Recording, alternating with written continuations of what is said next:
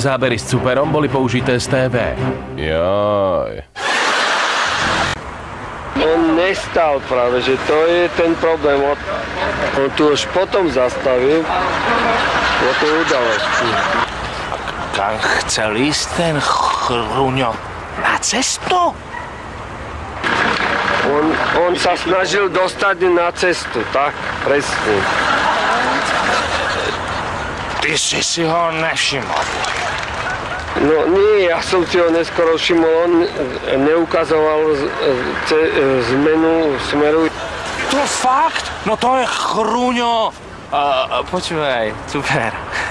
Neskočíme do krčmy na jedno vínko, čo? Bacha, idú poliši, tak poď. A v tejto chvíli máme pre vás pripravenú kvízovú otázku. Milan, ako to artikuluješ? Už ma nerozčuľuj. Prečítam to ja. A máme pre vás v tejto chvíli, pozeraj, pripravenú kvízovú otázku. Kto bol ožratý ako prasa? No toto ja čítať nebudem. Čo to tam píšu? Milan. A máme pre vás v tejto chvíli pripravenú kvízovú otázku. Kto bol ožratý ako prasa? Po A. Cuper, po B. Vosička. Vosička, nie? Vosička. Alebo po C. Obidvaja. Ten, kto odpovie správne na našu otázku, získava 4-ročnú imunitu, takže môže mať v trúbke. Na zdravie.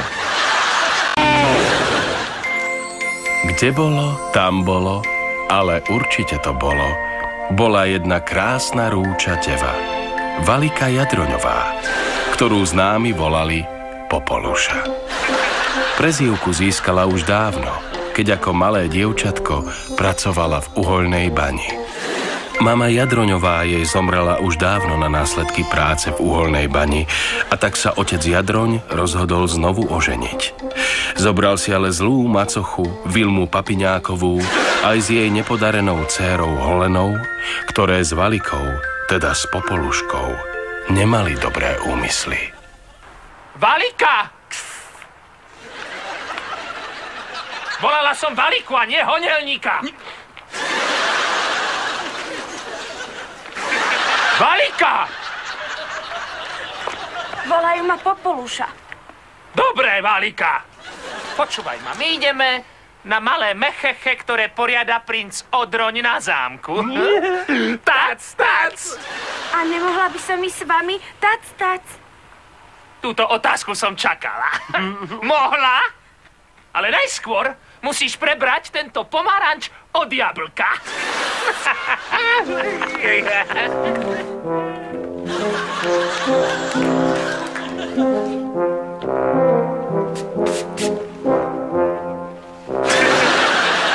Lenže čo macocha nevedela? Jeden pomaranč bol čarovný. Ja som malý pomaranč a keď ma poboskáš, zmením sa na čarovný pomaranč a pričarujem ti šaty. Oh yeah!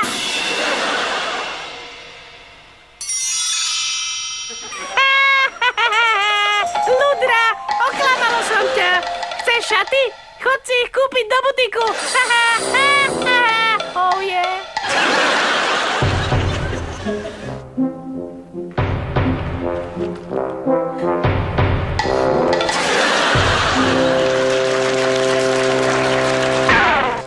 Ale Popoluška nezaváhala a tak si za protislužbu požičala šaty a utekala na žúr. Popolušku oblieká salon Gertruda.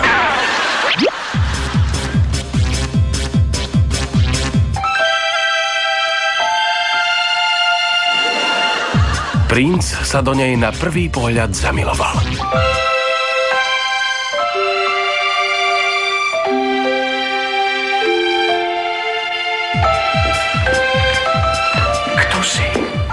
Krásna deva.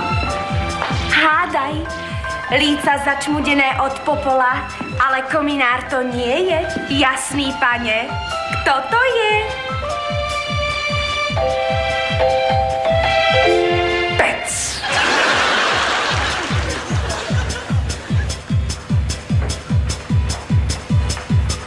A teraz ja. Je to malé zelené guleté a chodí to hore dole. Čo je to? Hrášok vo výťahu? No, už je pred 12, takže musím ísť. S Bohom! Počkaj. Poznám ešte jednu. Leze, leze po železe, nemá dierku, do nej vleze. Čo je to? Mnohý človek by si na prvé počutie pomyslel, že je to špendlík. Ale nie je to tak.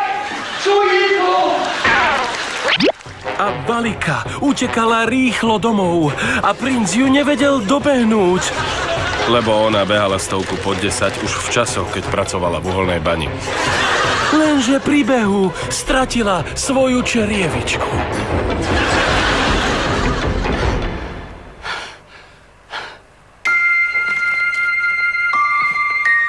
Jej, črievička. Podľa nej nájdem svoju milú.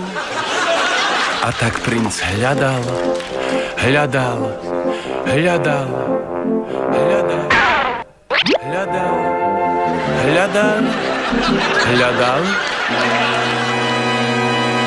až našiel. Najprv čakala macocha so svojou dcérou, potom prišla aj Popoluška. A nakoniec Hodelník. A tak princ svoju vytúženú lásku našiel. A Popoluška žila šťastne, až kým nezomrela na následky práce v uhoľnej bani.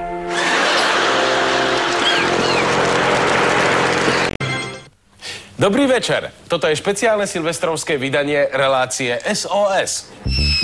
Tak ja tu potom nemôžem chýbať. Ale Pinda, ahoj, som Ahoj. rád, že ťa vidím. Ja som ti celú dobu držal palce. Vážne? No. No, takto ďakujem, lebo raz mi takto kamarát tiež držal a vtedy už boli ako zima, tak už som nedostala zmrzlinu.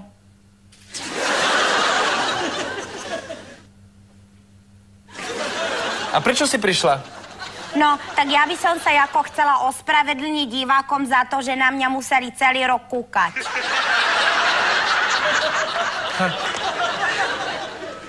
A máš nejaké špeciálne silvestrovské želanie? Áno, mám. No, tak hovor. Ja by som strašne chcela, aby všetci ľudia na svete sa ako pochytali za ruky takto a aby boli doma, pretože vonku je zima.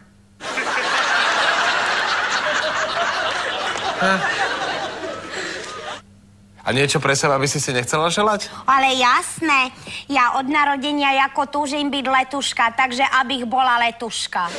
Nádherné, nádherné. Ďakujeme. A my si teraz pustíme nejaký krátky skeč. Alebo stripterka. Alebo ne, prostitútka, to by si... Alebo ne, v zmrzlinárni som raz brigadovala, to by sa mi páčilo.